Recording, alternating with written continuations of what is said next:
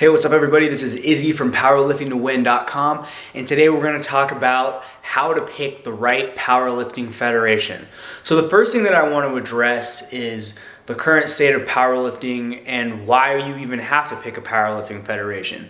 So as it stands, there are literally dozens of American powerlifting federations. And by American, I'm talking about in the United States. This isn't really the case for most other sports. Like you were talking about basketball, we have the NBA, which is the National Basketball Association. We don't have the American Basketball Association as well. We don't have the World Drug-Free Basketball Association. We don't have the International Basketball Association. We don't have, the IBA and the WBA, and there's not this whole alphabet soup thing of different basketball organizations that the best guys pick and compete in. So why is it that the case in powerlifting? Well, I need to give you a brief history of the sport really fast to understand why this is the case. Powerlifting started off as a group of interesting little lifts called the odd lifts.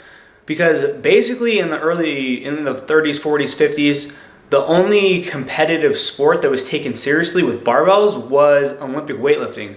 But Olympic weightlifters used a variety of different exercises to help them prepare for their weightlifting events.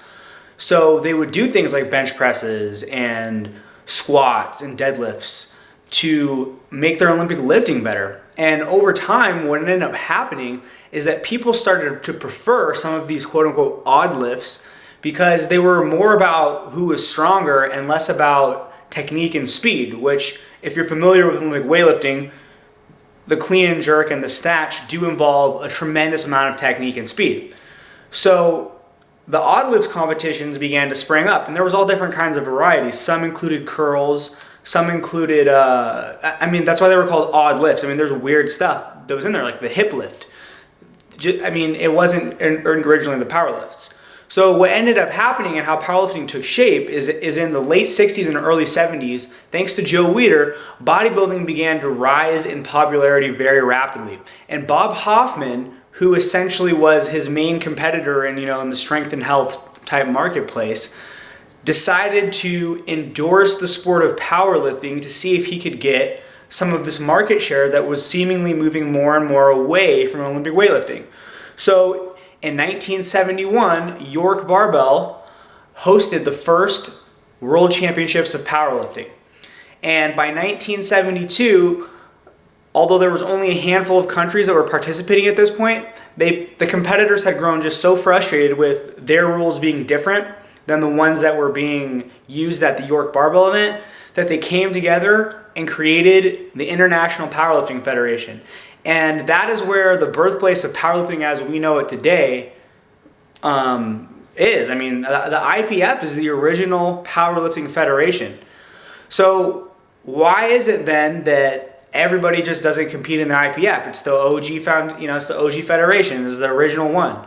Well, what ended up happening is in 1982, the IPF, in an attempt to continue to make a push for the Olympics, because that's something they've been doing really since their inception, is they implemented drug testing at the World Championships, okay?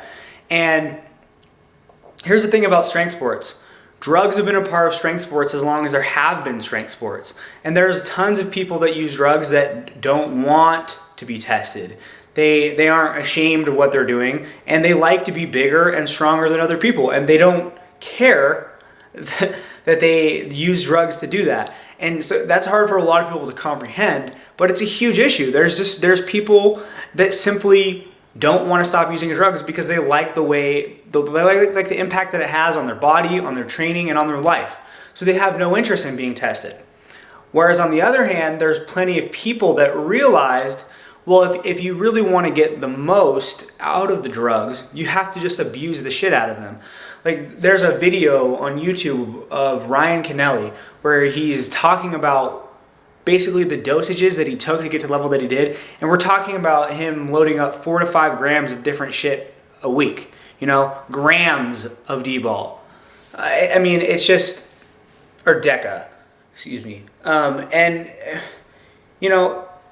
That's crazy. That takes if you're going to do that much, it's going to take 15, 20, 30 years off of your life. And there's people that don't want to make that sacrifice in order to compete at a high level. And this is really where powerlifting began to split. So in 1982, the same year that the IPF implemented this drug testing policy, Larry Pacifico and Ernie France founded the APF, the American Powerlifting Federation. And what was the primary selling point of this federation? No drug testing, right? No drug testing at all. And unbeknownst to them, they really started the demise of powerlifting as it was in that current state, because basically from then on, anytime that somebody had a problem with the federation that they were competing in, they basically just branched off and made their own federation until you got to the point that we are at today, where there's 6 different American powerlifting federations to choose from. It's just utter nonsense. So with this in mind, how do you go about sorting through 60 different organizations to decide which one you should compete in?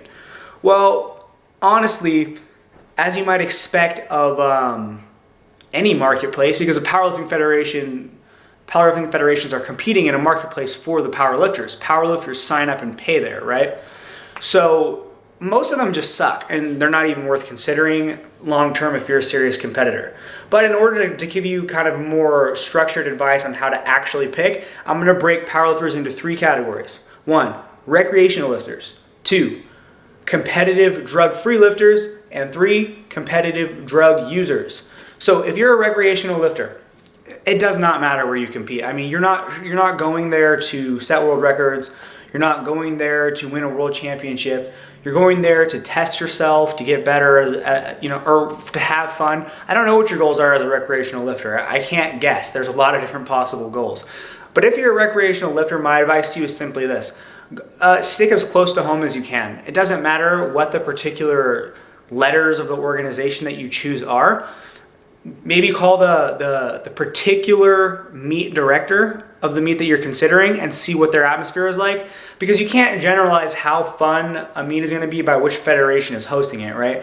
The quality of a meet pretty much depends on the meet director, who's putting on the meet. There's some people who, in every federation, there's some people who are better at putting on meets than others. So you just got to look around and see if that person runs a good meet. If you hear good feedback from the local people, that's your meet to go for. But even then, you don't have to worry about it too much. Just stay close to home. Avoid, wasting tons of money traveling across the country, unless that's what you want to do.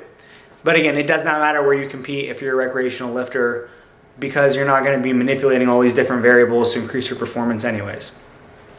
So I'm actually going to skip ahead to group number 3, and that is the competitive drug users.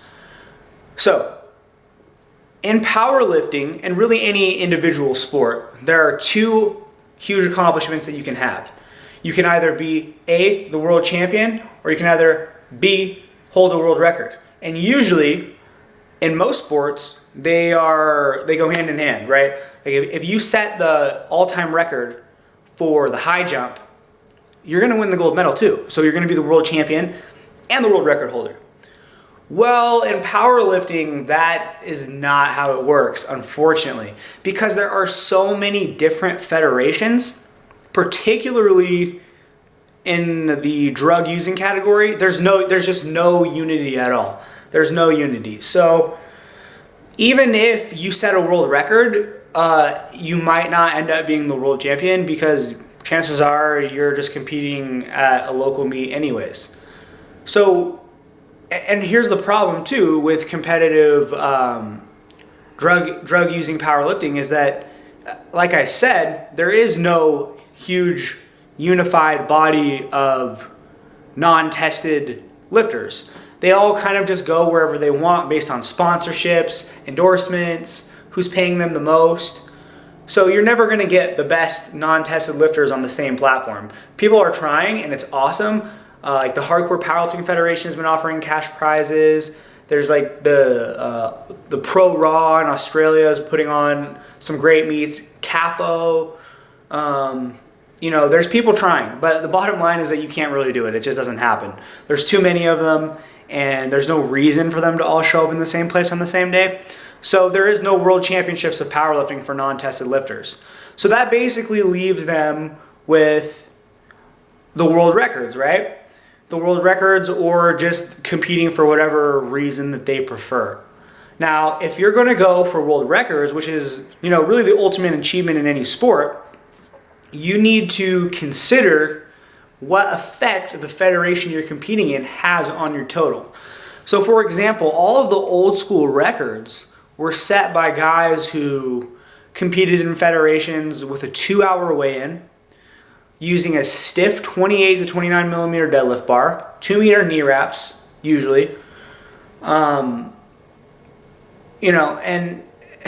these alone are huge disadvantages compared to the guys today. For example, on a 2-hour weigh-in versus a 24-hour weigh-in, well, on a 2-hour weigh-in, you might lose 5, 6, 7, 8 pounds. More than that, you start risking losing a lot of performance on the platform. Whereas with a 24-hour weigh-in, you got guys who are cutting 20 pounds, 30 pounds. You're basically able to compete a full weight class lower than you can on a 2-hour weigh-in. And here's the thing about the record books. The record books don't make any distinction between the conditions that the record was set in. If you go to the record books, right, on powerliftingwatch.com, the all-time records for powerlifting, and you look at the record for the squat, it doesn't say this squat was walked out on a 2-hour weigh-in with 2 meter knee wraps. It just says the weight and the lifter. So if you want to set world records, if you want to get the attention of the sponsors and advertisers and endorsers as a non-tested lifter, you should be competing in the organizations that give you the best chance to put up the biggest numbers, because no one cares. They don't care about what conditions you did it under. It might be like a cool footnote, like, yeah, that guy squatted 600 really deep, but people care more about the guy that squatted 601 if that was a world record. So realistically, that's going to bring us to federations that have rule sets that encourage you to lift the most weight possible. So in particular, the ones that you're looking for is a federation with a 24-hour weigh-in that uses a deadlift bar, a flexible 27 millimeter bar that allows long knee wraps, 3 meters, and does not require you to walk your squats out, right? It needs to be a monolith federation. And hopefully they're not particularly strict with how they enforce the rules, because these are all the things that you need in order to give you the best chance to set world records, the best chance to put up the biggest numbers, and the best chance to secure all of those financial rewards. And in my opinion, the single best federation to do this is the SBF, because first of all, they have a reputation for not being the most strict on squat depth. I think some of you might think that's like I'm not really stating it strongly enough, but I think it just depends, on the particular meet that you go to. But regardless, the more important thing about the SBF is that they have all the other categories covered that you need. They use monolifts, they use deadlift bars, okay? You don't have to walk your squats out, they use monolifts. All right, sorry, I just said that. So deadlift bars, monolifts, they have a 24-hour weigh-in, and on top of that, they are the only raw federation that I'm aware of that allows 3 meter knee wraps. All the other ones allow 2.5 meter knee wraps. And that extra half a meter is going to give you 2 or 3 revolutions. And for those of you who have wrapped knees before, you know that 2 or 3 revolutions could be another 10 to 20 pounds. So here's the thing. If you're going for those world records, if you're trying to hit the biggest numbers possible, I would be competing in the SPF myself. That is what I would do. Now, the other consideration that you have to make as a non-tested lifter is where can you get the most recognition and where can you make the most money if you're not going to go straight after the world records. And to that end, you just got to see what's available. There's Raw Unity, there's the Hardcore Powerlifting Federation, which offers cash prizes at pretty much every meet that they do. And other than that, you just got to look around, and Animal's been sponsoring powerlifters, so there's a potential opportunity. But realistically, if you're going for the big time, the achievement that everybody wants in powerlifting, a world record, I highly recommend that you choose the SPF. I don't see any other federation that's going to give you a better opportunity to go out and get those world records. Now, here's the thing. For drug-free lifters, group number 2, you are not going to set world records in all likelihood. Unless you're in a super low weight class, like 132, 148, something like that, you're not going to set world records because you're competing against guys who have way more muscle than you. For example, let's say you take a guy with great genetics and he's 5'6". He might end up being a fantastic 181 lifter, okay? Or maybe 198, probably not though. But if you take a guy with fantastic genetics who's 5'6", and he's on drugs, he's gonna end up being a 220. He's gonna have an additional 40 pounds of muscle. Now, who would normally be in 220 drug-free? Well, I mean, it's gonna be guys that are like 6 feet tall, 6'1", 6'2". So more of their weight as a percentage is bones and blood and all that stuff, right? It's soft tissue, it's things that don't move the bar. Whereas if you got a guy who's 5'6", 220, he's gonna have 40 or 50 pounds more muscle than this dude that's 6'2" at 220. So he's gonna beat him every single time. So as a drug-free lifter, unfortunately, you're not gonna have the opportunity to both set a world record and be a world champion. But unlike untested lifting, tested lifting does have a unified force, and that is the IPF. The IPF is the only federation in powerlifting which currently hosts, in my opinion, a legitimate world championship. They have more than 100 satellite affiliated federations in different countries. Over 100 participating countries. They have tens of thousands of registered lifters. I think it's something like 20 or 30,000 at this point. So if you compete in the IPF, you are literally going to have the opportunity to compete against athletes from all over the world on a legitimate stage. I mean, the IPF is the only powerlifting federation that has come anywhere near getting powerlifting into the Olympics. In 2009, they got powerlifting onto the World Games stage, which afforded athletes an opportunity to actually win a gold medal. Nobody else has even come anywhere close to getting into a venue that prestigious and that honorable and that big. Okay, it just hasn't happened, and it won't. So the solace, I guess, for you as a drug-free lifter, even though you're probably never going to put up the same numbers as other guys, is that you have an opportunity to compete in a somewhat unified group of lifters and earn the right to call yourself a legitimate world champion. Because I think it's pretty clear if you look around at the numbers being put up in the other drug-free federations, that the guys who win the IPF are the strongest drug-free lifters in the world. Or, at least the guys the strongest tested lifters, okay? Because I don't want to say that every IPF lifter is drug-free. They're supposed to be, they should be, but I don't want to make that claim. So, here's the thing as a drug-free lifter. You can either compete in the IPF and give yourself an opportunity for a legitimate world championship, or you can compete in the same types of federations that are best for increasing your numbers. For example, you could compete in the SBF, right? And you would add a bunch of weight to your total that way.